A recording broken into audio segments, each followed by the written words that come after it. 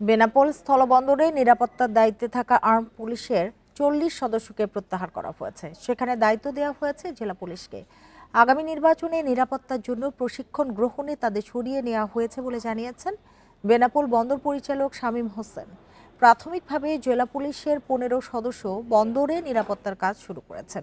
বাকিরা ২-১ দিনের মধ্যে যোগ দেবেন বলেও জানিয়েছেন তিনি।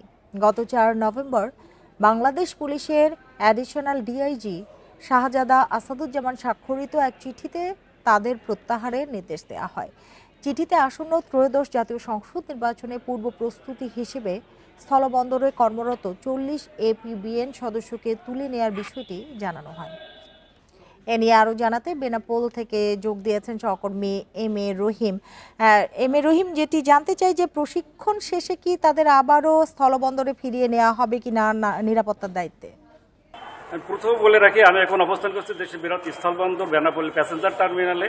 আপনি প্রথম যে প্রশ্নটি করেছেন, আমি এ বিষয়ে বেনাপোল স্থলবন্দর কর্তৃপক্ষের বেনাপোল বন্দর পরিচালক শামীম হোসেনের কাছে বিষয়টি জানতে চেয়েছে। তিনি আমাকে যেটা জেনেছেন, আসলে সরকার যখন যাকে যেটা প্রয়োজন মনে করেন সেখানে নিয়োগ করেন, সেখান থেকে উঠায় নেন। যেহেতু নির্বাচনকে সামনে রেখে তাদের প্রশিক্ষণের জন্যই এখান থেকে এপিবিএন সরিয়ে এখানে জেলা পুলিশকে মোতায়েন করা হয়েছে। বিষয়টি একেবারে সরকার যদি আবার পরবর্তীতে মনে করে বেনাপোল বন্দরে তাদেরকে এপিবিএন মোতায়েন করবে, তাহলে সরকার করতে পারে। বিষয়টি আসলে বন্দর কর্তৃপক্ষের না, সরকারের নিয়ন্ত্রণাধীন বলে বন্দর কর্তৃপক্ষ আমাকে জানিয়েছেন।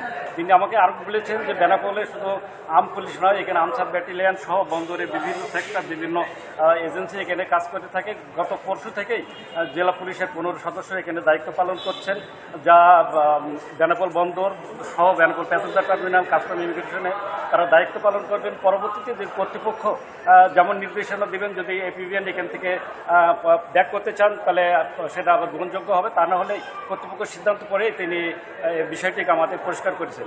আরও আমরা বিষয়টি জানতে চেয়েছি যে আসলে বেনাপোলে এই বাংলাদেশের বর্তমান প্রেক্ষাপটে বেনাপোলে আইন শৃঙ্খলা সহ নিরাপত্তার বিষয়টি আমরা জানতে চেয়েছি। তিনি আমাকে যেটা জানিয়েছেন যে বেনাপোলে আর্ম পুলিশ, বিজেপি সহ বিভিন্ন সেক্টর এখানে বা বিভিন্ন এজেন্সি এখানে দায়িত্ব পালন করে। আর বেনাপোলে নিরাপত্তাটাও যথেষ্ট সন্তোষজনক। তবে তারা এখানে নিরাপত্তা আগে থেকেই বেনাপোল বন্দরে যেহেতু একটা দেশের বৃহৎ স্থল বন্দর, সেখানে নিরাপত্তার বিষয়টি তারা গুরুত্ব দিয়ে দেখেন।